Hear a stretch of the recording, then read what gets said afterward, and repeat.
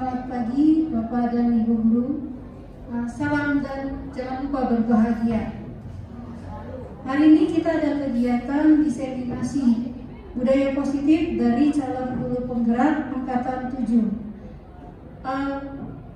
Kegiatan kita hari ini ada paparan pembukaan, lalu ada paparan dari ketujuh calon guru penggerak, lalu ada sebelum menutup kita ada sesi tanya jawab, lalu penutup. Untuk pembukaan kita akan lakukan bersama dan akan dibuka oleh kepala sekolah Pak Setianu. Dipersilahkan.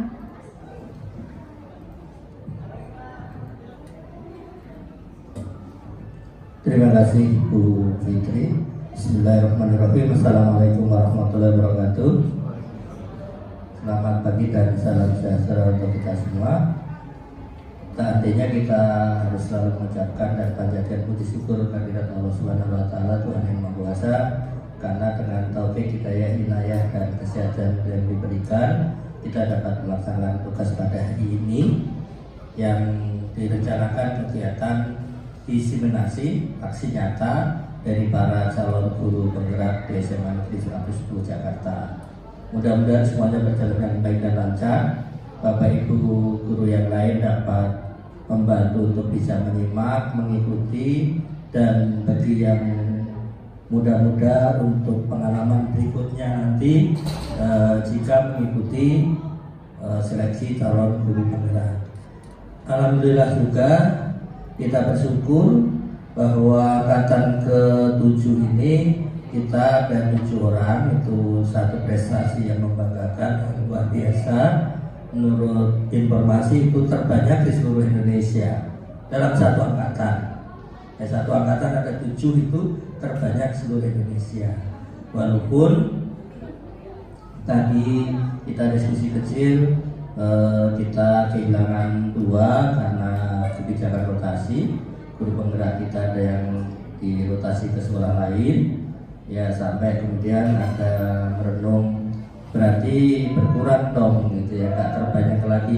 Tidak apa-apa, yang penting kita proses selama ini sudah diakui, dan mudah-mudahan ada sih yang kesini guru penggerak, tapi sepertinya tidak ada.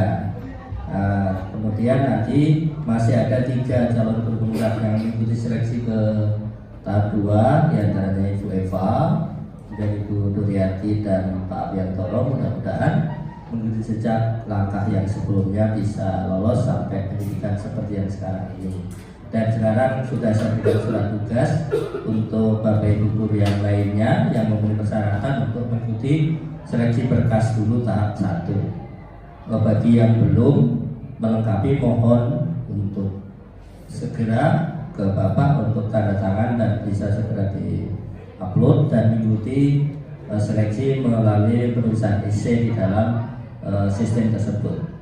Sekali lagi Bapak Ibu, terima kasih atas kehadiran partisipasinya untuk mensupport teman-teman Bapak Ibu guru kita yang sekarang khususnya adalah calon guru penggerak sedang melaksanakan aksi nyata. Sekali lagi, guru penggerak saat ini sebuah keniscayaan, sebuah hal yang penting.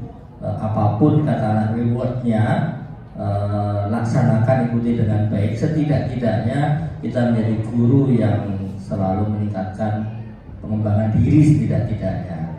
Kalau dikatakan nanti bisa menjadi kepala sekolah, bisa menjadi pengawas, nanti bisa dijawab, saya nggak ingin jadi kepala sekolah, saya nggak ingin jadi pengawas. Ya, tapi kalau menjadi guru profesional nggak mungkin tidak ingin menjadi guru profesional kan? Nggak mungkin tidak ingin menjadi guru yang baik, tidak mungkin tidak ingin menjadi guru yang hebat, tidak mungkin tidak ingin menjadi guru yang cerdas, inovatif, kreatif, dan seterusnya. Baik Bapak Ibu, tidak memperpanjang kalimat, mohon dilaksanakan dan diikuti dengan sebaik-baiknya.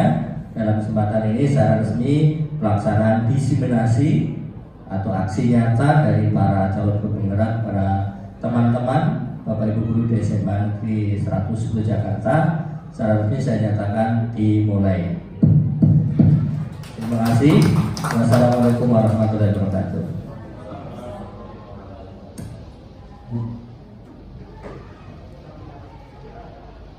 kami ucapkan terima kasih yang sebanyak-banyaknya untuk Pak Sriono sebagai selaku Kepala Sekolah SMA Negeri 110 Jakarta untuk kesempatan dan ruang dan waktunya bagi kami untuk melaksanakan tugas kami untuk mensosialisasikan apa yang sudah kami dapat, apa yang sudah kami pelajari, dan semoga apa yang sudah kami dapat dan kami pelajari ini bisa bermanfaat untuk Bapak Ibu semua dan bisa dipraktekkan kita bersama-sama demi anak-anak, demi murid kita, demi terciptanya profil pelajar Pancasila. Setiap calon guru penggerak di dalam pendidikan guru penggerak ini mempunyai kewajiban untuk melakukan sosialisasi di sekolah. Ini adalah selain bentuk tugas dan kewajiban kami, tapi ini juga bentuk kepedulian dan tanggung jawab kami kepada sekolah demi anak-anak. Jadi setelah ini, mari bersama-sama, setelah kita bersama-sama kegiatan diseminasi ini, kita bersama-sama mempraktekannya ke anak-anak. Tujuan terakhirnya adalah mewujudkan profil pelajar Pancasila. Kami perkenalkan 7 calon guru penggerak dari SMA Negeri 110. Kami punya ketujuh calon guru penggerak ini berkolaborasi. Kami berkolaborasi karena tugas tempat kita bekerja sama. Jadi kami berkolaborasi, berbagi tugas untuk menyampaikan apa yang sudah kami pelajari di pendidikan guru penggerak. Yang pertama ada Ibu Tati Purwianingsi, lalu ada Ibu Ucem, ada Ibu Maimunah Yani Nuraini, Ibu Rizkyani, Ibu Hesti Fauzia Ijrianti, lalu ada Bapak Hadi Yausal, dan saya sendiri Andi Putriwati Syamsuddin. Untuk materinya kita akan bergantian memaparkan. Yang materi pertama akan disampaikan oleh Ibu Tati Purwianingsi. Dipersilakan Ibu.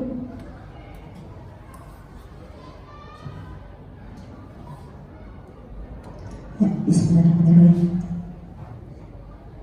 Terima kasih Sensei Adi yang telah memberi kesempatan kepada saya. Mohon izin Bapak Sriono PDMSI. Sebelum saya masuk ke materi saya tentang budaya positif, saya akan memberikan 3 pertanyaan yang sering ada di lapangan. Yang pertama, saya sampaikan untuk tolong dijawab setuju atau tidak setuju. Bu Umi yang liatin saya terus. Coba Bu Umi jawab. Untuk hukuman, ya, apakah hukuman itu dapat mendisiplinkan siswa? Setuju atau tidak?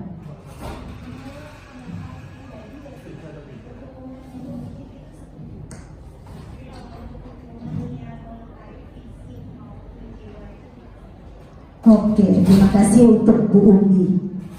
Pertanyaan yang kedua, yang biasa di kesiswaan nih, Pak Adi.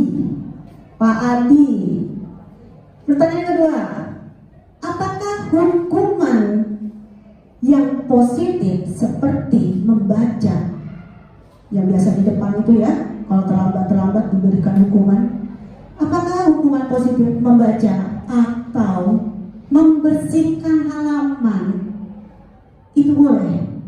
Setuju atau tidak?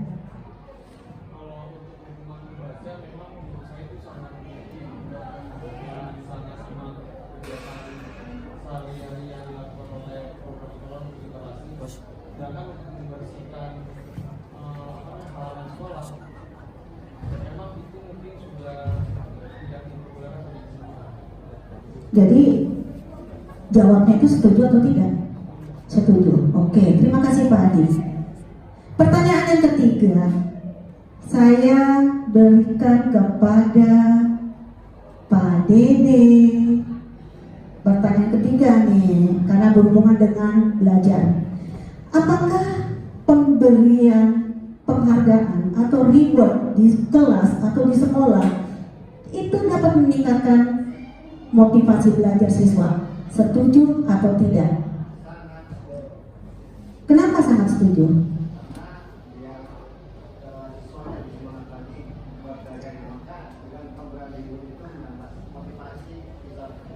Oke, terima kasih untuk Pak Dede. Ya, ada 3 pertanyaan ya yang tadi sudah saya sampaikan. Jadi semua 3-tiganya setuju bahwa hukuman dapat mendisiplinkan siswa, hukuman positif seperti membaca juga setuju, dan pemberian reward itu setuju.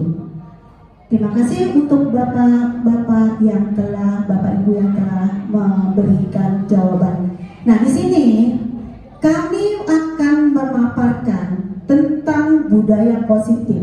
Untuk lebih jelasnya, lebih spesifiknya akan diterangkan oleh teman-teman kami ya tentang calon guru penggerak yang akan memaparkan. Apakah hukuman itu boleh atau tidak? Apakah pemberian reward itu boleh atau tidak? Apakah hukuman positif itu boleh atau tidak? Nanti akan lebih detail oleh teman-teman saya, teman-teman kami, calon guru penggerak angkatan 7 yang luar biasa. Untuk selanjutnya ada 7 yang akan kami paparkan tentang budaya positif ya. Yang pertama, disiplin positif dan nilai-nilai kebajikan universal. Yang kedua, teori motivasi, hukuman dan penghargaan restitusi. Yang ketiga, keyakinan kelas. Yang keempat, kebutuhan dasar manusia dan dunia berkualitas. Yang kelima, restitusi. 5, posisi kontrol. Yang keenam, segitiga restitusi. Yang terakhir, yang ketujuh, hubungan antara filosofi Ki Hajar Dewantoro dengan budaya positif. Selanjutnya akan dilanjutkan dengan disiplin positif. Saya akan tanyakan kembali untuk tadi udah Bapak 2, sekarang Ibu lagi 1. Siapakah itu? Bu Arum. Ya, benar gak sih kalau disiplin positif itu ada di sekolah kita? Apakah sudah diterapkan dengan baik atau tidak? Tolong dijawab. Kalau sudah, kenapa? Kalau belum, mengapa?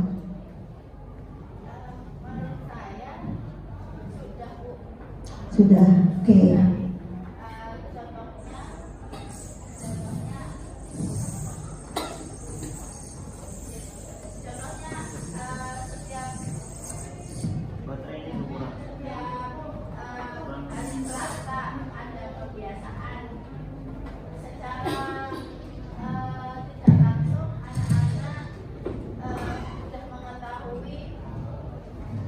Sudah mengetahui kegiatan pembiasaan positif, yaitu tadarus Al-Quran setiap hari Selasa.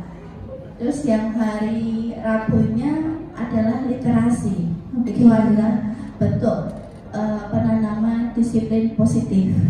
Kalau bagi saya sudah, dan itu alhamdulillahnya berdampaknya memang bertahap ya Bu.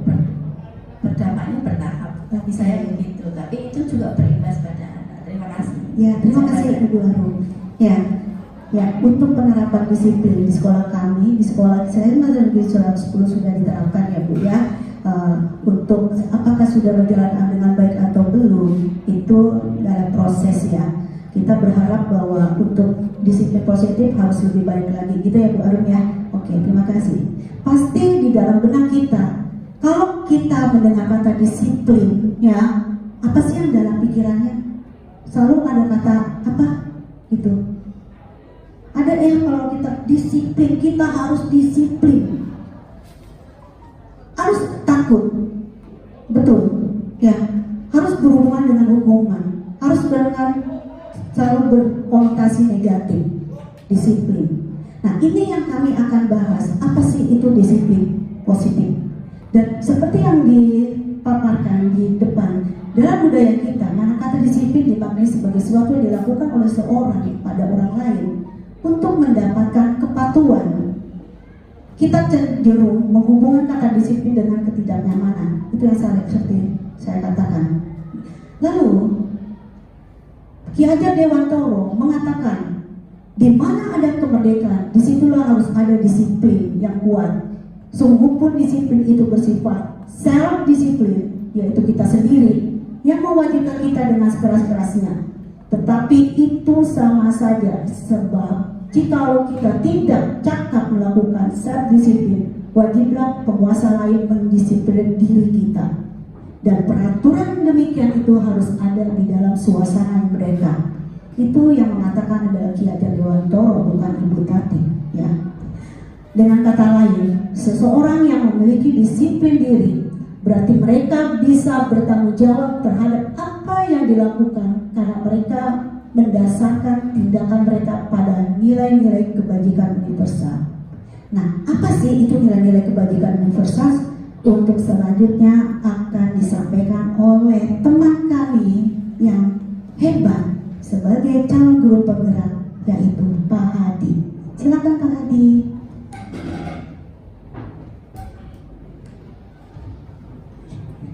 Terima kasih Bu Tati.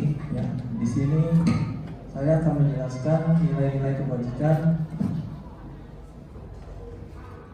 Nah, ini kita di dalam guru penggerak itu sudah diberi pelatihan tentang disiplin positif.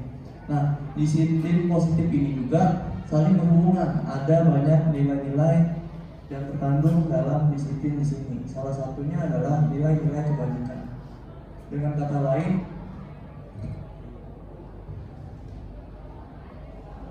ini ya Bapak Ibu. Jadi disiplin positif menurut teori pilihan dari Dr. William Glasser. Nah, ini ada keyakinan kelas, restitusi, dan motivasi. Nah, di sini saya akan menjelaskan nilai-nilai kebajikan dan teori motivasi. Nah, teori motivasi di sini yaitu sifat-sifat positif yang merupakan tujuan mulia yang ingin diciptakan setiap individu. Nah, nilai-nilai Pancasila ini yang akan dikandungkan dan diaplikasikan dalam profil pelajar Pancasila. Jadi tujuan utamanya yaitu kembali lagi menciptakan murid yang sesuai dengan profil pelajar Pancasila. Nah, untuk mencapai pelajar yang bersifat profil pelajar Pancasila, ya seperti beriman, bertakwa kepada Tuhan Maha Esa, dan berakhlak mulia, mandiri, bernalar kritis, kebinekaan global, bergotong royong, dan kreatif. Itu kita salah satunya harus ada namanya teori motivasi. Nah, di sini saya akan menjelaskan teori motivasi perilaku manusia menurut Diana Gosen dalam bukunya Restructuring School Discipline. Nah, sebelumnya teori disiplin itu ada dua, disiplin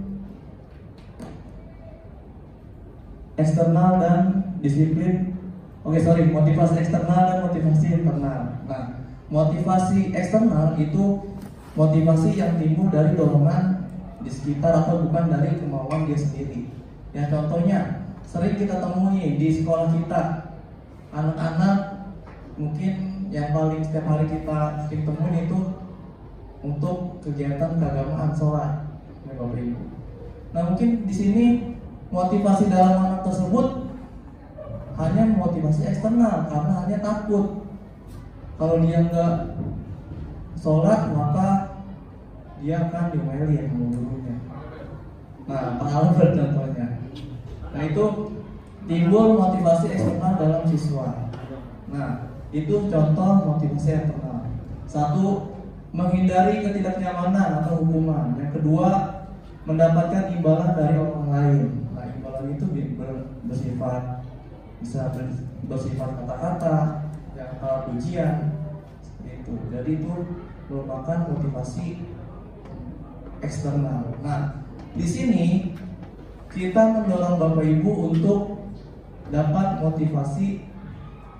siswa bisa dapat motivasi internal yang timbul dari dalam dirinya sendiri. Ya, contohnya nih, untuk menghargai diri sendiri, saya akan menjadi orang yang seperti apa bila saya melakukannya. Nah, ketika contohnya lagi kalau sholatnya, kalau dia emang termotivasi secara internal, nah maka dia bukan karena takut melaksanakan sholat, tetapi timbul dalam dirinya sendiri untuk melaksanakan ibadah tanpa ada dorongan dari luar atau dari orang lain atau dari gurunya.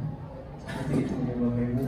Jadi di sini kita sama-sama menciptakan atau untuk menggerakkan anak-anak ya dengan motivasi internal. Nah, ini merupakan tujuan disiplin positif. Ya, jadi arahnya lagi bukan. Nah, selama pengalaman saya juga nih, selama saya ikut guru penggerak, itu saya biasanya nyuruh anak-anak dengan kata-kata ya, ayo sholat. Nah itu. Tapi sekarang saya harus basa-basi dulu nih Bapak Ibu. Ayo, udah jam berapa? Ayo, tolong ini udah aja, kamu harus ngapain? Nah itu seperti itu contohnya. Ya, jadi intinya untuk mencapai nilai-nilai kebajikan atau sifat-sifat positif pada siswa, kita salah satunya dengan cara motivasi anak secara motivasi internal, timbulkan rasa motivasi internal kepada siswa, bukan motivasi eksternal seperti itu Bapak Ibu. Nah itu salah satu untuk menciptakan budaya positif, yaitu disiplin, nilai-nilai kebajikan, teori motivasi, dan selanjutnya akan dijelaskan oleh teman saya, yaitu materi hukuman, konsekuensi, dan restitusi yang akan dijelaskan oleh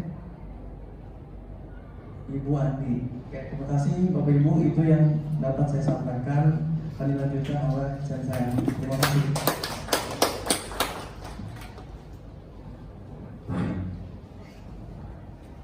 Terima kasih Pak Hadi Yausa. Ya. Dalam budaya positif, kita itu diminta, biasanya yang biasa kita lakukan adalah memunculkan motivasinya dari luar. Jadi orang lain, mereka melakukan sesuatu itu karena orang lain, karena takut hukuman, karena takut dimarahin, karena takut diomelin. Padahal hal tersebut itu tidak bisa panjang, karena mereka itu melakukan bukan atas dasar diri sendiri, bukan berdasarkan motivasi internal. Jadi ini masih berhubungan untuk yang materi berikutnya. Apa perbedaan hukuman dan konsekuensi? Kira-kira apa Bapak Ibu?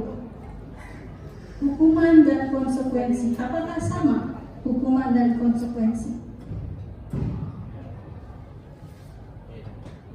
Sama atau beda? Betul? Bagaimana? Iya, silakan Ibu. Silakan. Ya. Baik.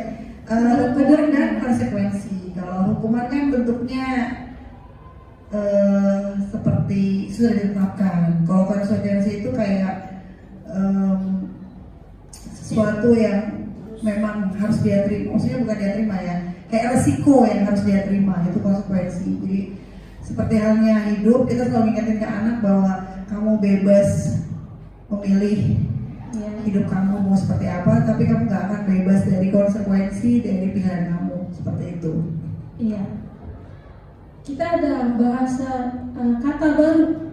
Ini juga baru kita pelajari kalau di pendidikan guru penggerak ini, yang biasa kita sudah familiar, kita biasa dengar ada hukuman dan konsekuensi, lalu ada restitusi.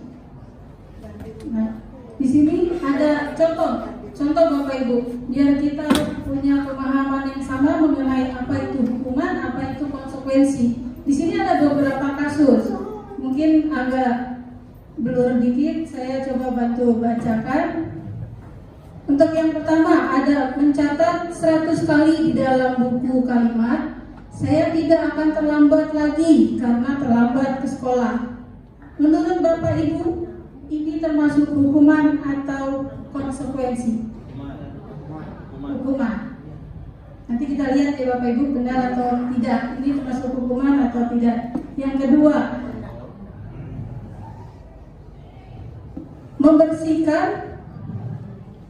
membersihkan tumpahan air di meja tulis karena tersenggol pada saat belajar. Kira-kira ini masuk hukuman atau konsekuensi? Konsekuensi. Saya hanya ambil beberapa contoh ya Bapak Ibu ya. Kita lihat. X. Ya, yang tadi Bapak Ibu jawab, yang pertama adalah hukuman. Yang kasus yang kedua itu adalah konsekuensi. Karena apa yang sudah dia lakukan itu dia harus tanggung jawab. Itu konsekuensi.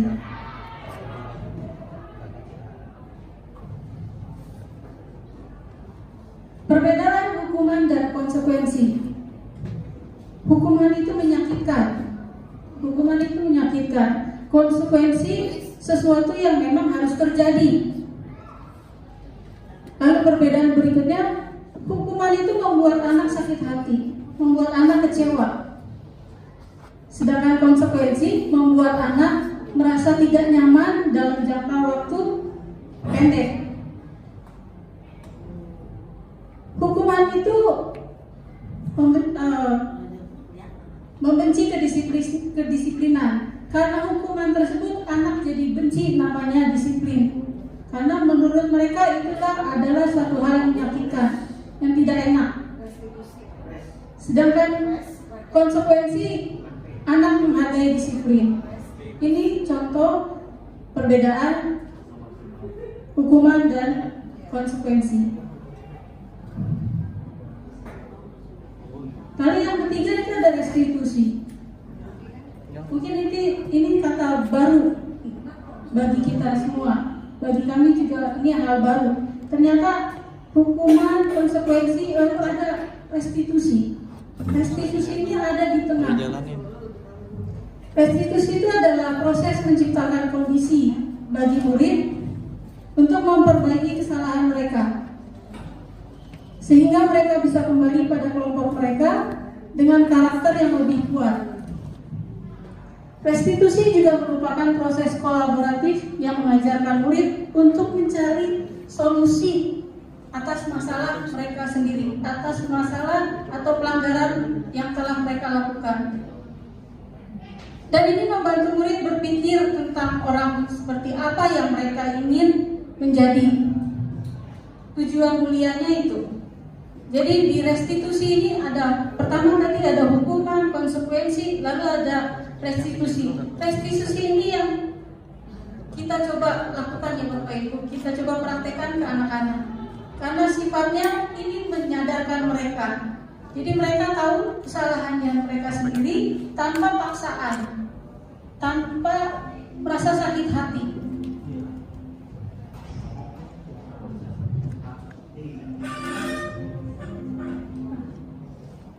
Sembilan ciri-ciri restitusi. Bukan untuk menebus kesalahan, namun untuk belajar dari kesalahan. Memperbaiki hubungan. Tawaran bukan paksaan. Restitusi menuntun untuk melihat ke dalam diri. Restitusi mencari kebutuhan dasar yang mendasari tindakan. Jadi dicari tahu. Kita hanya membimbing mereka untuk mencari tahu kesalahan mereka, dan mereka sadar mereka salah. Restitusi adalah cara yang paling baik. Fokus pada karakter, bukan tindakan. Fokus pada solusi. Dan restitusi yang terakhir, ciri-cirinya adalah mengembalikan murid yang bersalah menjadi pribadi yang kuat di kelompoknya.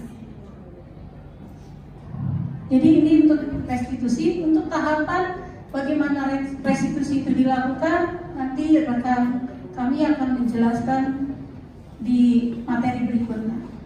Untuk materi berikutnya, 5 kebutuhan dasar manusia akan dijelaskan oleh Ibu Maimunah Yani Nuraini. Silakan Ibu.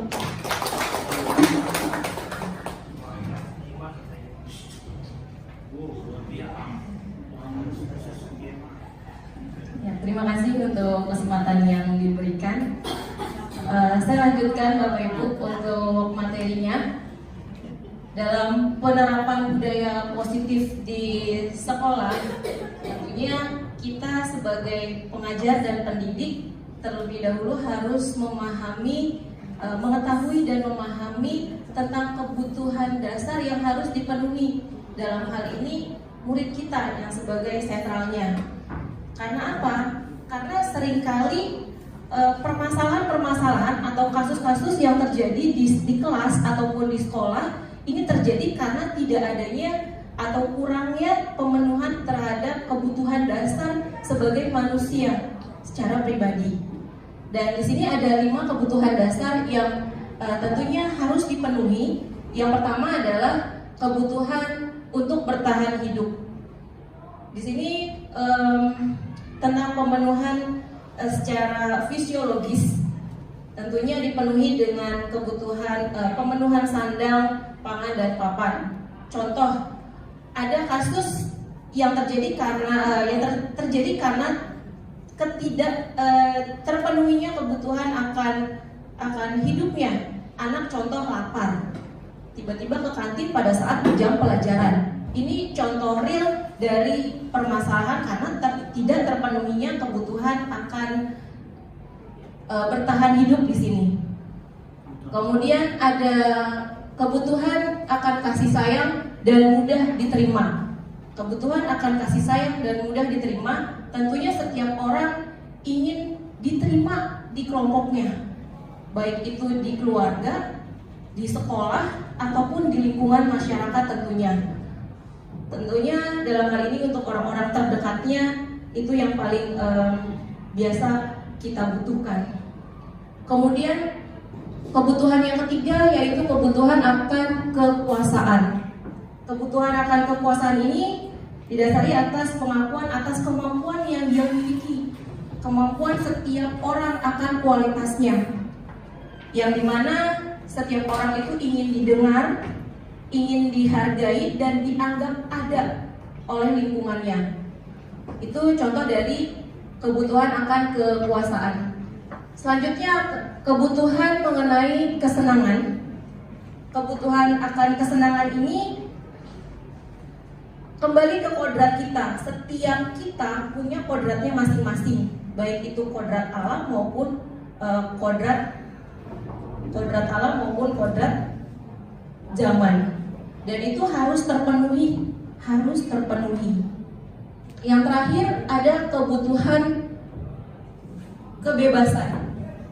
Untuk kebutuhan kebebasan ini berupa kemandirian, mandiri untuk bisa melakukan sendiri. Tentunya setiap orang mustahil bahwa pengen mandiri ya Bapak Ibu ya, tidak selalu bergantung dengan orang lain. Itu pasti ada dalam diri kita. Dan 5 kebutuhan dasar ini tentunya harus kita penuhi untuk anak-anak didik kita. Kenapa harus terpenuhi?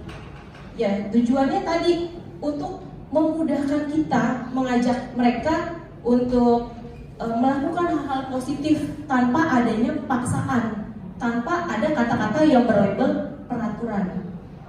Maka dari itu, sebelum adanya peraturan, sebelum adanya kesepakatan, idealnya kita harus menumbuhkan keyakinan dulu dalam diri mereka bahwa nilai-nilai kebajikan apa yang tersirat dari setiap peraturan yang kita buat, baik itu di kelas ataupun di sekolah.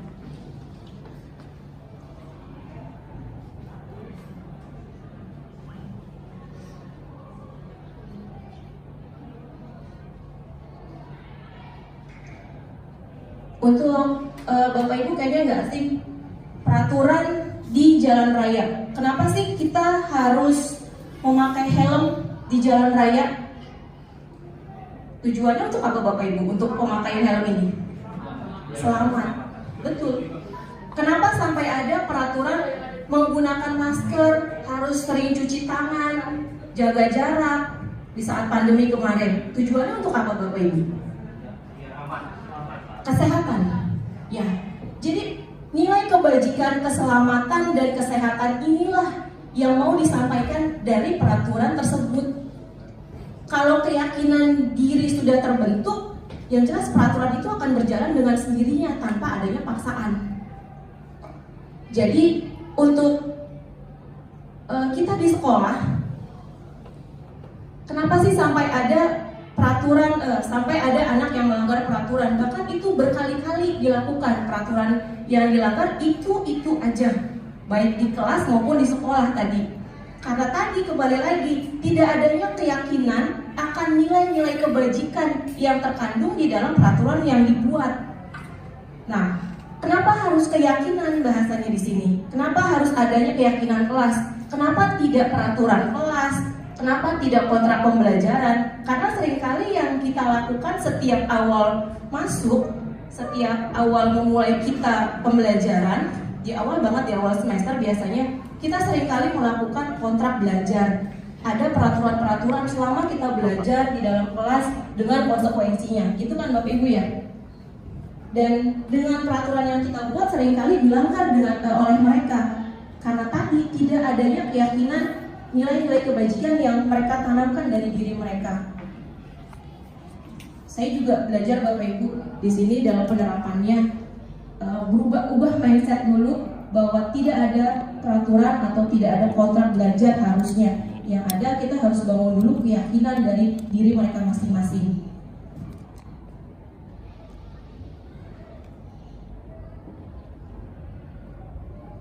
Ini alasan kenapa keyakinan kelas, karena menekankan keyakinan pada seseorang itu akan lebih memotivasi seseorang dari dalam dirinya. Jadi mereka melakukannya itu karena memang kesadaran diri, bukan karena adanya paksaan. Kemudian keyakinan itu lebih bisa menggerakkan dan lebih bersemangat untuk menjalankan keyakinannya daripada mengikuti peraturan tertulis tanpa makna. Makanya sampai ada istilah peraturan ada untuk dilanggar. Karena tadi peraturan itu sifatnya mengikat dan menyakitkan kalau tidak dilaksanakan sesuai dengan yang seharusnya. Dan poin penekanan untuk keyakinan itu sendiri, keyakinan itu adalah nilai-nilai kebajikan universal yang disepakati, baik itu tertulis atau tidak tertulis, tentunya dilakukan secara bersama-sama. Kita ada kesepakatan terlebih dahulu. Dalam hal ini tentunya siswa dengan kita, dengan guru di kelas. Idealnya pembentukan keyakinan kelas ini dilakukan oleh setiap guru mapel. Dan kalau menurut saya, kita tidak akan jauh beda bentuk keyakinan kelasnya. Dan tadi, lagi-lagi, mungkin cara penyampaian kita, mungkin selama ini kita udah menjalankan secara tidak langsung, tapi kemasan yang kita bawa tadi masih mungkin agak keliru, dan di sini kita sama-sama meluruskan.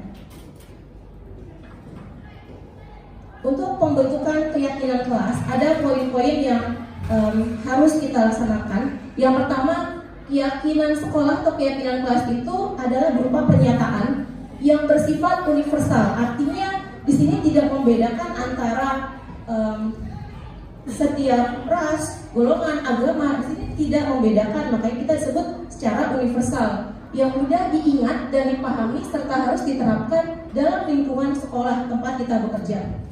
Yang kedua, kesepakatan itu dibuat bersama-sama. Bersama-sama di sini kalau untuk kesepakatan kelas tentunya antara guru dengan murid. Kalau untuk kesepakatan sekolah tentunya melibatkan atau berkolaborasi dengan banyak pihak. Baik itu dari guru, manajemen, orang tua, maupun siswa itu sendiri. Yang ketiga, bentuk keyakinan itu adalah pernyataan kelas dibuat dalam bentuk kata-kata positif.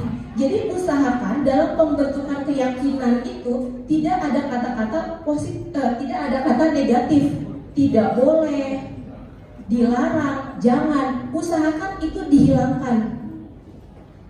Contoh, tidak boleh terlambat. Kita ganti dengan kata-kata masuk kelas tepat waktu. Jadi sebenarnya poin penekanannya sama aja, tapi kemasan bahasa di sini ya tidak boleh diusahakan, tidak boleh menggunakan kata-kata negatif tadi. Yang ketiga, yang keempat, guru berperan dalam mewujudkan terbentuknya keyakinan kelas. Berperan. Kita sebenarnya hanya menuntun Bapak Ibu di sini, bukan menuntut, bukan lagi memerintah. Kita hanya menuntun.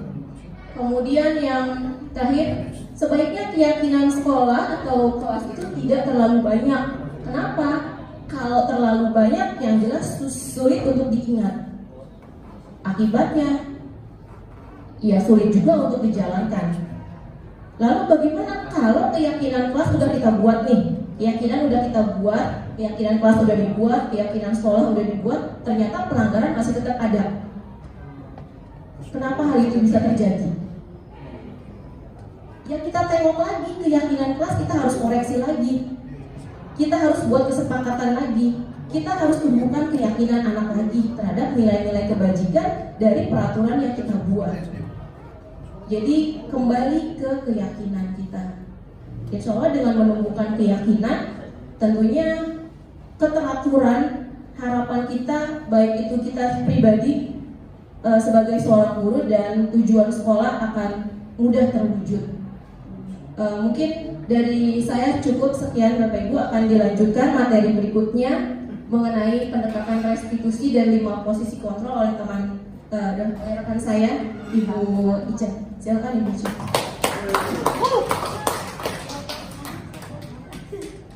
Ya, terima kasih saya ucapkan atas waktunya. Pada kesempatan ini saya ingin menyampaikan satu program yang dikembangkan oleh Diana Gosen tentang pendekatan restitusi, yaitu 5 posisi kontrol.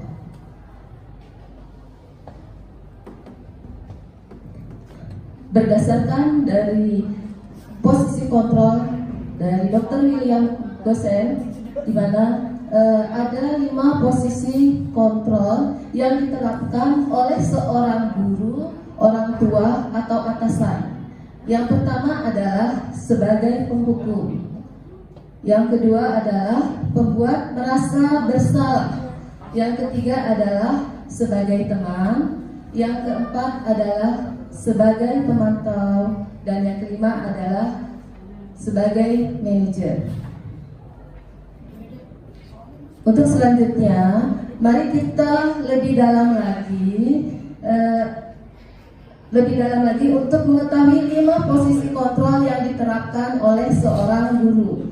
Untuk posisi kontrol yang ke-1, 2, dan 3 mungkin Bapak Ibu sudah semua mengetahui ya, yaitu tentang sebagai penghukum, sebagai merasa bersalah, dan sebagai teman. Akan tetapi di sini saya hanya mengulas sedikit tentang 3 posisi kontrol tersebut. Sebagai penghukum, di sini terlihat bahwa hasil dari penghukum itu yang pertama adalah tadi sudah diinformasikan dari keyakinan kelas bahwa siswa akan pemberontak, kemudian mendendam, kemudian juga menyalahkan orang lain. Kemudian dampak kepada siswa tadi sudah diinformasikan, kalau kita sebagai penghukum maka kejadian tersebut akan terus berulang. Karena tadi sudah diinformasikan tentang motivasi yang timbul adalah motivasi ekstrinsik, yaitu pengaruh dari orang lain. Kemudian yang kedua adalah sebagai pembuat merasa bersalah. Itu pun sama. Di sini hasil yang diperbuat oleh siswa adalah mereka menyembunyikan, menyangkal, dan berbohong. Kemudian dampaknya adalah mereka merasa rendah diri, kemudian merasa gagal dan tidak berharga. Selanjutnya adalah posisi sebagai teman. Nah, ini sebagai teman pun itu pernah kita menerapkan, yaitu dengan berhubungan baik dengan siswa, dengan humor, mempengaruhi seseorang. Nah, Biasanya dengan kalimat-kalimat ayolah bantu untuk ibu, atau silakan masuk nanti akan ibu bantu. Itu adalah sebagai teman. Adapun hasil dari kalau kita memperlakukan anak sebagai teman, siswa akan merasa ketergantungan. Nah, dampaknya adalah siswa tidak mandiri. Kemudian teori kontrol yang berikutnya adalah sebagai pemantau. Nah, sebagai pemantau ini mungkin baru-baru kali ini atau awalnya itu ya 10 tahun yang lalu kita selalu melaksanakan sekolah itu sebagai pemukul, sebagai pembuat bersalah, dengan sebagai teman. Nah, sebagai pemantau ini adalah mungkin 3 tahun yang lalu berdasarkan pelaturan-pelaturan. Di sini sebagai pemantau itu bahasanya juga berbeda. Contoh di sini ada kasus suaranya datar, kemudian ini adalah bagaimana seorang guru sebagai pemantau. Di sini adalah pada saat siswa terlambat. Adi, tahukah kamu jam berapa kita memulai? Tahu Pak, kamu terlambat 15 menit. Kamu sudah mengerti konsekuensinya? Sudah tahu Pak, saya akan mengerjakan nanti setelah istirahat dengan bertanya kepada teman. Jadi kita tidak perlu marah-marah lagi, kita hanya berdasarkan aturan-aturan tersebut.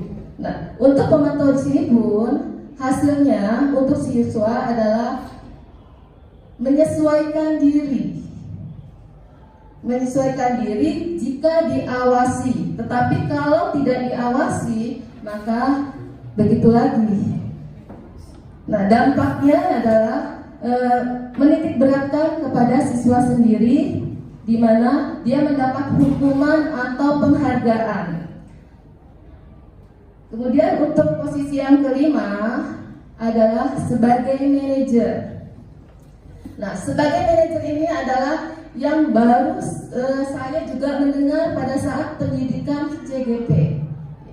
Nah, pada manajer di sini adalah kita murid dengan guru bersama-sama berbuat, kemudian mempersilahkan siswa untuk mempertanggungjawabkan perilakunya, mendukung murid untuk menemukan solusi atas permasalahannya yang terjadi. Tadi sudah dikemukakan baik dari teman-teman saya bahwa di sini adalah kita menuntun saja. Yang menjawab atas permasalahan solusi-solusi itu adalah siswa sendiri. Ini adalah salah satu contoh kita sebagai manajer. Kalimatnya itu guru dengan tulus, dengan cara mengajukan pertanyaan-pertanyaan untuk bagaimana cara memperbaikinya. Begitupun sama di sini adalah pada saat siswa terlambat.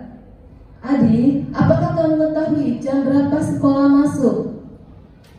Tahu Pak, jam 7. Ya, jadi kamu terlambat. Kira-kira bagaimana kamu untuk memperbaikinya? Jadi kita tidak perlu marah-marah, hanya menuntun mereka untuk mencari solusinya. Bagaimana kamu untuk memperbaikinya? Kemudian dijawabnya, saya akan bertanya dengan teman dan mengerjakan tugas. Lalu ditanya balik lagi, bagaimana, apakah besok ada masalah dengan terlambat lagi? Nah, kemudian siswa menjawab, saya akan memperbaiki dan tepat hadir waktu. Bagaimana cara kamu untuk tepat hadir waktu? Jadi solusinya adalah siswa yang menentukan. Saya akan menghidupkan alarm Bu. Kemudian saya akan meminta bangunkan dengan orang tua saya Bu. Seperti itu. Nah, setelah itu guru baik, terima kasih atas usahanya untuk memperbaiki.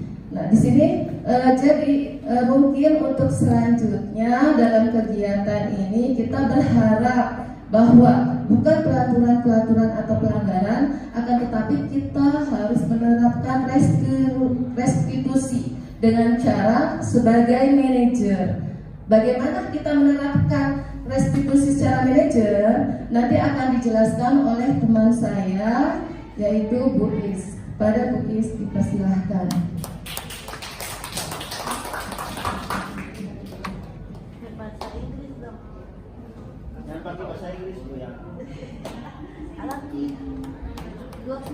Oke, baik, terima kasih. Materi akan saya lanjutkan.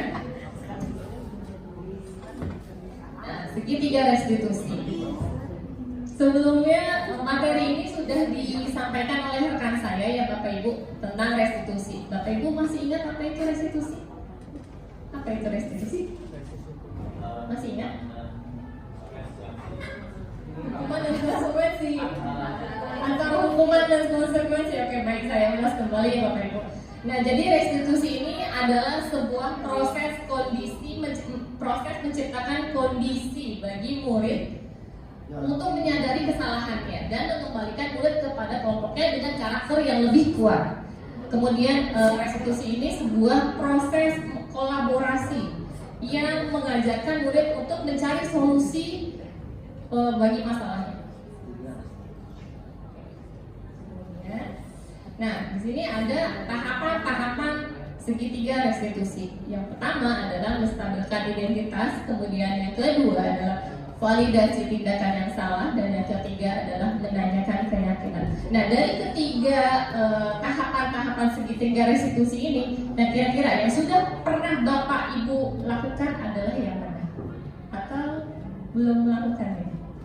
Ada yang sudah pernah melakukannya dari ketiga tahapan segitiga restitusi ini? Menstabilkan identitas, validasi tindakan yang salah, menanyakan keyakinan. Ada yang sudah pernah Bapak Ibu lakukan? Contohnya? Contohnya kayak saya buka ya Bapak Ibu ya. Nah, menstabilkan identitas. Nah, menstabilkan identitas ini bagian ini bertujuan untuk mengubah orang yang merasa salah menjadi orang yang dan menjadi seseorang yang menjadi sukses. Gitu. Misalnya, guru itu berkata, berbuat salah itu hal manusiawi, tidak ada manusia yang sempurna. Bapak Ibu guru juga pernah melakukannya. Misalnya seperti itu. Jadi tujuan di sini menstabilkan identitas adalah untuk meng-cooling down peserta didik. Nah, kemudian langkah yang kedua adalah validasi tindakan yang salah atau validasi kebutuhan. Nah, validasi kebutuhan ini membantu murid mengenali basic need, apa sih yang dia lakukan, apa sih alasan kenapa dia melakukan hal itu. Tuh, ini validasi kebutuhan yang biasanya kan murid itu kadang berbuat seperti itu di sekolah. Di rumahnya sih anteng, tapi di sekolahnya itu biasanya wah gitu. Ya, misalnya seperti itu. Dan jadi guru itu berkata, kamu pasti punya alasan mengapa kamu melakukan hal itu. Kemudian apa kamu bisa melakukan dengan yang lebih baik lagi besok. Kemudian ada juga apa sih yang penting bagi kamu jika kamu melakukan hal ini. Jadi dalam validasi kebutuhannya kita mengetahui alasan mereka berbuat kesalahan seperti itu.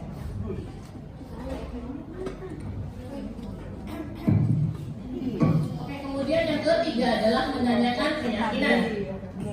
Nah, di sini menanyakan keyakinan, anak melihat kesalahannya dihubungkan dengan nilai-nilai sosial dan nilai-nilai yang sudah diyakini manusia berinteraksi dengan orang lain. Biasanya guru itu berkata, apa nilai yang kita percaya di sekolah? Nilai-nilai universal apa yang telah kita sepakati? Terus biasanya guru juga kelas yang ideal itu kelas yang seperti apa ya? Jadi restitusi tiga restitusi ini dapat menumbuhkan motivasi internal murid untuk disiplin positif dan terbiasa mencari solusi dengan permasalahan. Gitu Pak. Oke, untuk selanjutnya akan dijelaskan oleh Bu Hesti.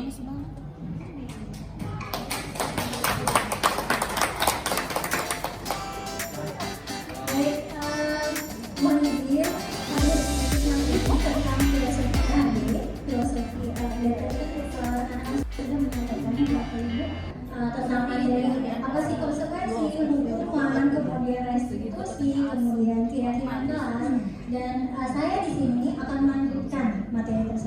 Jadi dari materi yang sudah disampaikan oleh anak-anak, apa sih sebenarnya tujuan hadir kita gitu ya? Mau untuk apa sih kok kita perlu menciptakan budaya positif gitu, menerapkan budaya positif di lingkungan sekolah untuk apa gitu? Jadi tujuan akhirnya mau kemana gitu ya?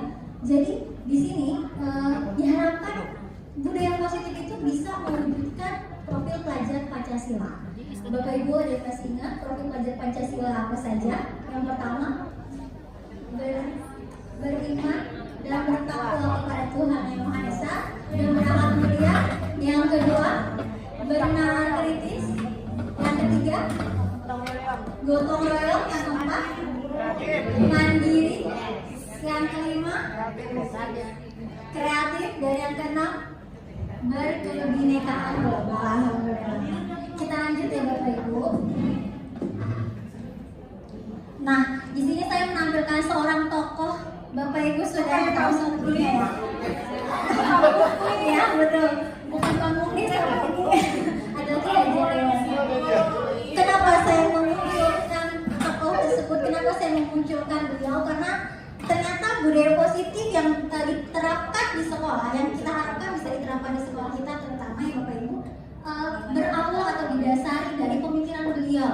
Yang kita juga sama-sama tahu ada semboyan Tuturi Handayani, kemudian Ngaso Sumsulodowin, Ngaso Aling Majalengka, itu pun dari beliau gitu. Dan sekarang budaya positif yang kita harapkan bisa diciptakan di sekolah pun didasari dari pemikiran beliau. Apa saja sih gitu ya? Pemikiran dari Ki Hajar Dewantara yang mendasari budaya positif itu tadi. Yang pertama, di sini ada guru itu, menurut Kak guru itu dia diibaratkan sebagai petani Bapak Ibu. Dan murid adalah benih-benih yang akan kita tanam di lahan kita, di ladang kita. Ladang kita ini adalah sekolah. Jadi bagaimana cara kita merawat mereka gitu. Merawat di sini seperti tanaman ya Bapak Ibu. Mereka punya karakter, beda tanaman beda karakter gitu. Mereka seperti tanaman anggrek contohnya, dia tidak bisa terkena sinar matahari yang terlalu banyak gitu. Atau ketika kita siramin airnya pun tidak bisa terlalu banyak, nanti akarnya bisa busuk gitu. Jenis tanaman yang lain pun akan berbeda karakternya. Begitu dengan padi atau misalnya kita tanam singkong, jagung, punya karakter yang berbeda. Begitupun anak-anak kita di sekolah. Nah, menurut beliau seperti itu. Dan di sini tugas kita sebagai guru adalah merawat. Apa yang dirawat? Yang kita rawat adalah bagaimana merawat untuk tumbuh kembang mereka, tumbuh berdasarkan potensi dan minat bakat yang mereka miliki. Itu pemikiran dari kami. Kemudian yang kedua Bapak Ibu, di sini guru menghamba pada anak. Nah, guru menghamba pada anak ini maksudnya apa ya? Menghamba itu bagaimana cara kita bisa memuliakan mereka, memanusiakan anak-anak kita. Bagaimana cara kita mencurahkan rasa kasih sayang yang tulus untuk mereka. Ini yang dimaksud dengan guru menghamba pada anak. Yang ketiga, di sini ada pendidikan adalah menuntun. Halo, hai. Baik, kita lanjutkan Bapak Ibu. Kemudian tadi yang berikut yang ketiga dari pemikiran Kak Hadi adalah pendidikan adalah menuntun. Menuntun di sini adalah bagaimana kita menuntun tumbuh kembang anak untuk menguatkan karakter baiknya dan menyamarkan lampu yang tidak baiknya. Itu Bapak Ibu. Jadi kalau kita balik seperti petani tadi, kita hanya bisa jika kita menanam padi, ibaratnya jangan sampai kita berharap hasil panen kita adalah jagung. Mungkin kayak jika seperti itu, enggak ya Bapak Ibu ya. Jadi ketika kita menanam padi, ya hasilnya tetap padi juga, gitu. Dan jangan juga ketika kita merawat tanaman padi, justru kita treatment tanaman padi ini seperti merawat tanaman jagung. Bisa hidup optimal tidak kira-kira Bapak Ibu ya? Ya, jadi menurut Kak Hadi seperti itu, di mana pendidikan adalah menuntun, dan yang kita tuntun pun harus sesuai dengan kodrat alam dan kodrat zamannya. Kodrat alam seperti apa ya? Contohnya, misalnya gini Bapak Ibu, saya umpamakan. Orang-orang Belanda Bapak Ibu, jika melihat ke kita orang Indonesia, mereka cenderung akan berpikir orang Indonesia itu boros. Kenapa? Karena memang kalau kita lihat Indonesia itu negara yang punya biodiversitas atau keanekaragaman alamnya tinggi. semua pun kita bisa, semua tanaman, tumbuhan, hewan bisa hidup cocok di sini gitu ya. Tapi ketika orang Indonesia melihat orang Belanda kebalikannya. Ternyata kita ketika melihat orang Belanda, oh mereka hemat banget gitu ya. Konotasi hemat itu dalam arti pelit mungkin seperti itu. Kenapa? Karena memang secara alamiahnya di Belanda mereka terbatas dengan cuaca, kondisi alamnya ibaratnya. Jadi mereka terpaksa untuk harus hidup hemat dalam penggunaan bahan-bahan alam gitu. Nah, tadi kodrat alam, kemudian kodrat zaman. Mungkin Bapak Ibu yang sudah lebih tahu ini ya kodrat zaman, karena 10 tahun ke belakang pun mungkin murid yang Bapak Ibu ajarkan dengan yang sekarang berbeda gitu ya, dari karakter anak dan dari segi kecanggihan teknologi. Nah, itu yang kita imbangi, kita tuntun mereka sesuai dengan perkembangan dari kodrat alam dan kodrat zaman. Berikutnya Bapak Ibu, dari ketiga pemikiran kehadiran tadi diharapkan terciptanya budi pekerti yang luhur dari murid-murid kita, agar mereka bisa hidup di masyarakat dengan selamat dan bahagia. Karena bagaimanapun tadi lembaga pendidikan adalah tempat persemaian dari benih-benih yang kita tanam. Saya lanjut Bapak Ibu.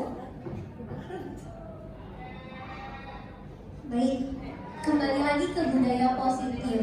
Tadi di awal kita membahas tentang budaya positif, yang melatar belakangi kenapa munculnya budaya positif pun sudah saya sampaikan. Dan sekarang sedikit saya rangkum Bapak Ibu. Jadi budaya positif ini tadi berlandaskan dari nilai-nilai kebajikan universal. Nilai-nilai kebajikan universal itu nilai-nilai kebaikan yang kita sepakati bersama di kelas dengan anak. Skup kecilnya di lingkungan sekolah kita adalah di kelas Bapak Ibu. Nah, dengan cara apa di kelas itu? Dengan cara pembentukan keyakinan kelas. Nah, dari pembentukan keyakinan kelas itu diharapkan anak-anak kita mampu membentuk budaya positif di lingkungan sekolah dengan adanya pembiasaan tadi. Nah, dari pembiasaan ini gak akan bisa terbentuk Bapak Ibu jika tidak adanya kontrol atau pengawasan dari seluruh wadah sekolah. Nah, kemudian ketika kita Bapak Ibu guru berada di dalam posisi kontrol atau posisi sebagai pengawas, maka kita harus memperhatikan kebutuhan dasar manusia Bapak Ibu. Kita harus memperhatikan tadi kebutuhan dasar yang pertama, kebutuhannya untuk disayang, diterima. Jika anak tidak merasa diterima, tidak merasa disayang, mungkin apa yang akan jadi pembiasaan baik itu tidak akan tersampaikan ke mereka. Dan 5 kebutuhan dasar lainnya tadi yang sudah dijelaskan oleh Bu Mainah. Baik, saya lanjutkan. Dan dari posisi kontrol tadi yang sudah dijelaskan oleh Bu Ica, posisi yang paling ideal dari penghukum, kemudian pembuat rasa bersalah, teman, kemudian pemantau dan manajer, yang paling ideal adalah posisi kita sebagai manajer. Paling ideal di situ, karena nggak ada pemberi hukuman, nggak ada judgement ke anak, anak pun nggak merasa tersakiti.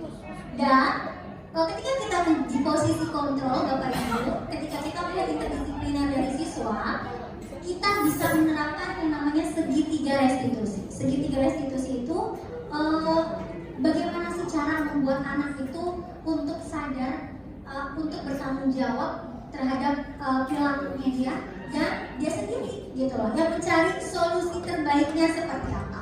Langkah yang pertama tadi dalam menstabilkan, ini langkah dalam segitiga restitusi ini dia harus berurutan Bapak Ibu. Yang pertama dengan menstabilkan identitas, yang kedua dengan memvalidasi tindakan yang salah. Kira-kira ada nggak sih nak cara yang lebih baik dari yang kamu lakukan hari ini dengan cara bolos ke kantin saja pelajaran ibu misalnya? Itu salah satu bentuk tindak validasi tindakan yang salah. Dan yang ketiganya adalah menguatkan keyakinannya gitu loh. Dengan cara apa? Kira-kira apa sih keyakinan yang perlu kamu tingkatkan lagi? Nah, itu pun salah satu cara dari tahap yang ketiga dari segitiga restitusi ini. Seperti itu. Saya lanjut.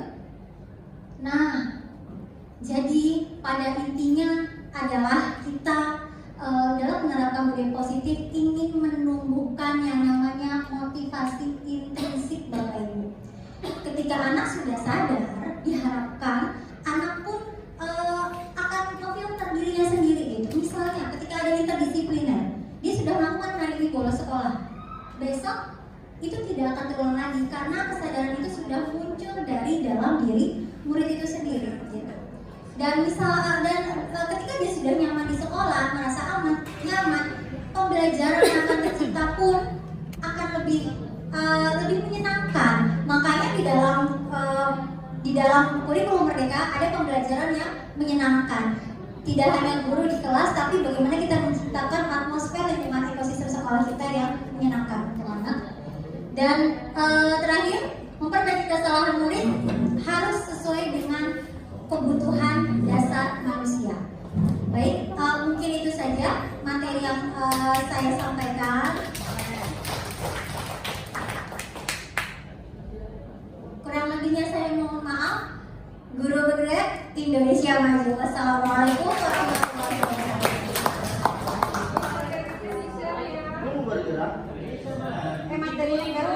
Ya, insya Allah Bapak Ibu. Nah, kita setelah kita mendengarkan, ini kita menyampaikan tidak menggurui Bapak Ibu ya.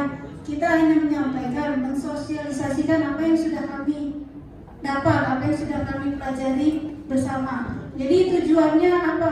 Untuk menciptakan budaya positif di sekolah agar terciptanya profil pelajar Pancasila. Ini tidak bisa terwujud hanya dengan kami saja yang sudah belajar, tapi perlu kolaborasi dari Bapak Ibu semuanya, dari warga sekolah. Kita setelah ini bisa mulai mempraktekkan ya Bapak Ibu. Praktek baik ini insya Allah bermanfaat demi anak-anak kita semua. Ya, untuk materinya insya Allah nanti akan di-share. Untuk pertanyaan bila ada, dipersilakan. Ada pertanyaan Bapak Ibu? Oh, Pak Sri. Silakan Pak Sri. Bu Linda. Silakan Ibu Linda. Terima kasih Bu. Jadi nambah pengetahuan dari teman-teman CGP apa CGP sih Bu? CGP Bu, CGP. Ya, mohon maaf tadi saya terlambat. Jadi intinya ketika kita melakukan proses pembelajaran di awal perlakuan atau pemberian motivasi intrinsik ya. Ini mohon maaf Bu Ani, saya karena terlambat. Saya sedapatnya yang saya simak tadi. Berarti kita ketika mau mengajar, kapan kita kira-kira kita kalau di awal pertemuan di setelah saya kita belum bisa melihat gaya belajar anak-anak ya. Jadi berarti motivasi intrinsik ini bisa dilakukan di dalam proses pembelajaran. Jadi berarti kita siapkan dulu mental dia, gitu, betul? Ya seperti ya Pak. Nah, kemudian motivasi intrinsik ini berarti ranahnya melalui tahapan yang segitiga restitusi tadi, menstabilkan, memvalidasi, keyakinan, benar nggak sih? Itu pemahaman yang bisa saya dapat sedikit dari teman-teman, terutama tadi saya begitu menyimak dengan Bu Hesti. Kira-kira bisa kasih contoh nggak ya proses segitiga restitusi dari tahapan penstabilan, memvalidasi, keyakinan dalam kasus anak yang sudah terjadi di kelas. Mungkin itu terima kasih kepada teman-teman CGP. Semangat untuk terus ikut pelatihan dan mudah-mudahan senantiasa bisa mengikat kepada kita dan semoga juga sukses dan lolos semuanya menjadi guru yang penggerak dan kepala sekolah serta pengawas. Assalamualaikum warahmatullahi wabarakatuh. Baik, ini hal pertama juga yang kami dapati. Waktu belajar kami juga masih bingung. Tapi untuk bisa menjawab pertanyaan Bu Linda, kita demonstrasi sedikit boleh biar ada gambaran bagaimana tahap segitiga restitusi itu. Bisa Bu Hesti sebagai murid yang guru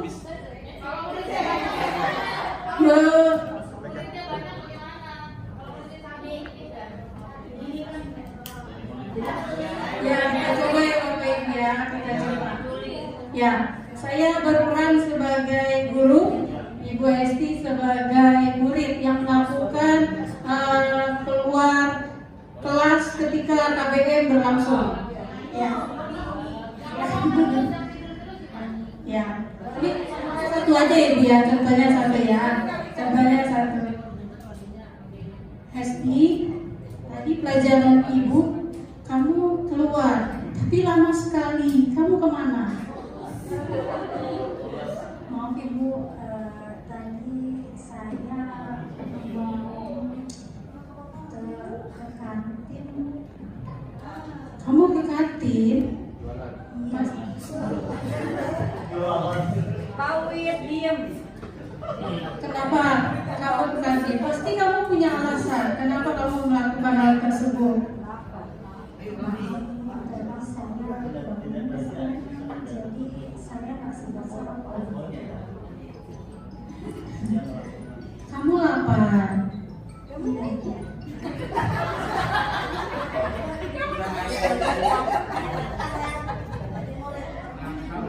Kira-kira yang kamu lakukan itu, meninggalkan pelajaran itu,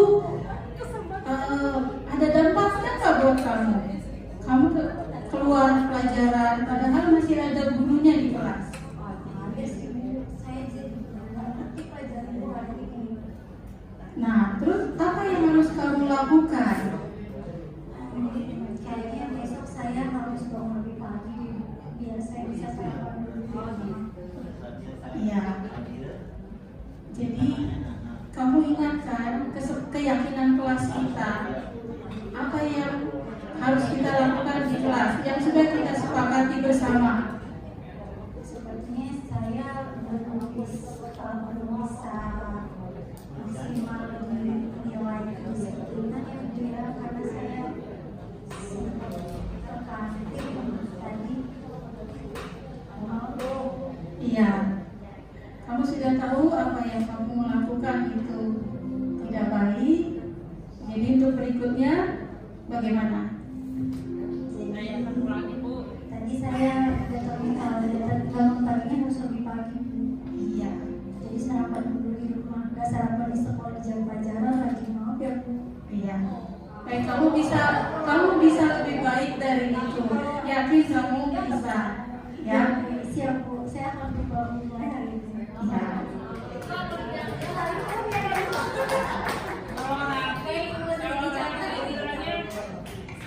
Ya.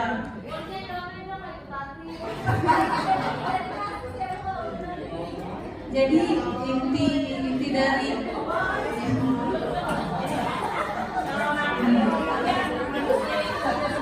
Abu Bunda. Jadi intinya dari ini adalah kita buat keyakinan kelas. Kalau untuk motivasi intrinsik itu bisa masuk dalam keyakinan kelas.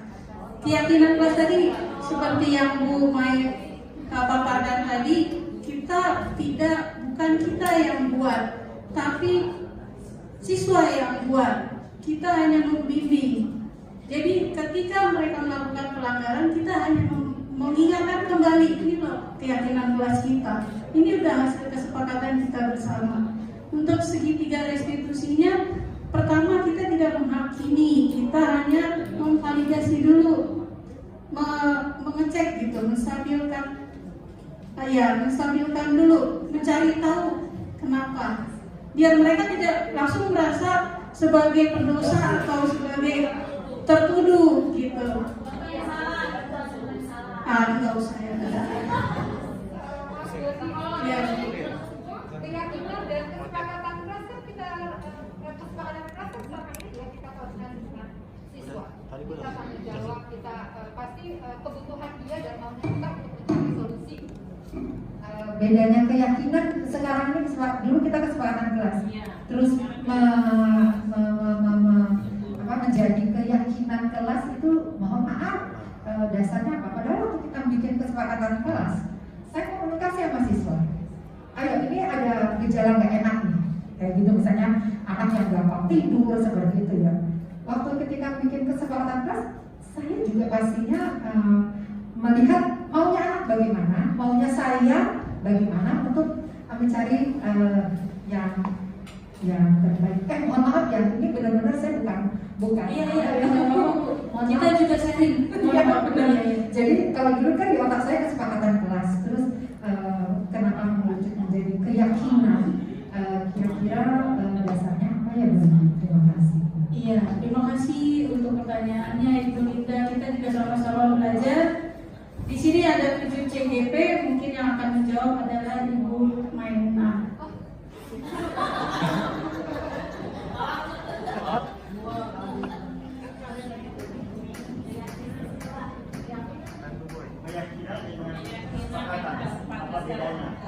Saya akan coba menjawab ya Bu Linda.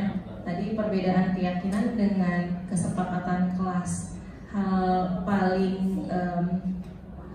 apa ya sini berawal dari kelas ya Bu, untuk membangun keyakinan sekolah berawal dari kelas. Kenapa keyakinan kelas? Kenapa tidak kesepakatan? Pada sebenarnya sih sama-sama bentuk kesepakatan ya Bu ya. Cuma kalau bunyinya kesepakatan itu kayaknya terkesan kayak mengharuskan anak, mewajibkan anak, kalau nggak seperti itu ada hukuman. Mereka jadi melaksanakan itu kayak terpaksa, kemudian melaksanakan itu kayak memang merasa disuruh harus seperti ini.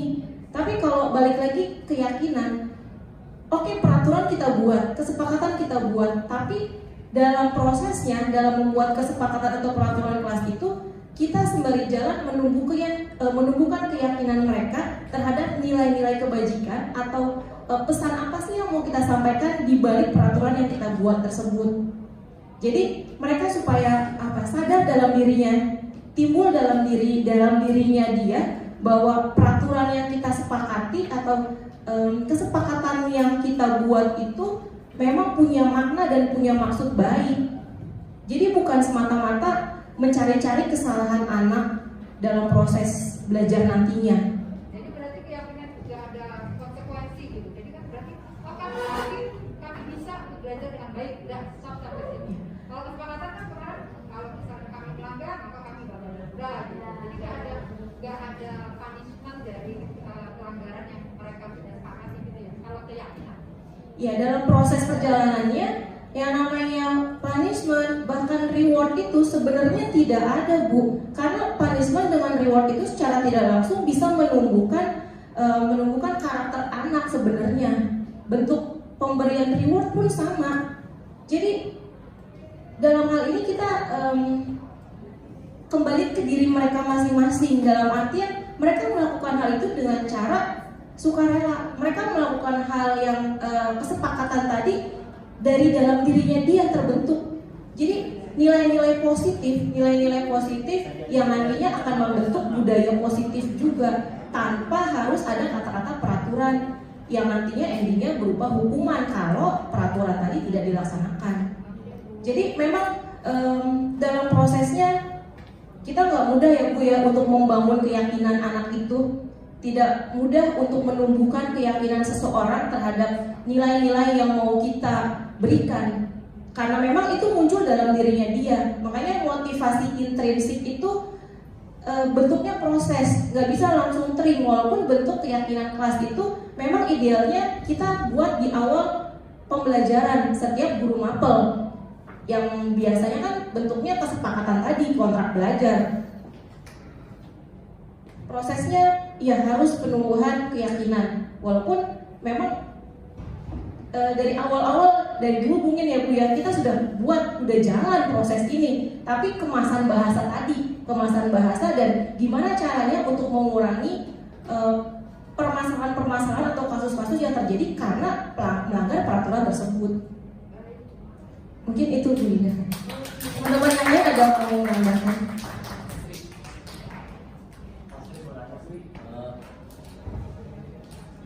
Ya, alhamdulillah.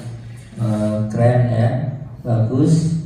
Semua yang paparan bagus, kemudian responnya bagus, dan proses dialognya bagus. Mudah-mudahan semakin meningkat kualitasnya, dan nanti lanjutan dari materi-materi CGP ini juga berjalan dengan lancar dan sukses. Ilmu yang tadi disampaikan kepada teman-teman, Bapak Ibu guru yang lain bisa juga dipahami dan diterapkan untuk yang terbaik untuk kemajuan pendidikan khususnya SMA Negeri 110. Terima kasih Pak Sriono. Setelah ini kita coba untuk mempraktekkan bersama-sama ya Bapak Ibu, kita bersama-sama. Karena ini hal baru juga buat kami. Insya Allah dengan kolaborasi yang baik, kita bisa mewujudkan profil pelajar Pancasila. Guru 110 bergerak, 10 tura maju. Ya, saya ucapkan alhamdulillah. Kita tutup. Assalamualaikum warahmatullahi wabarakatuh.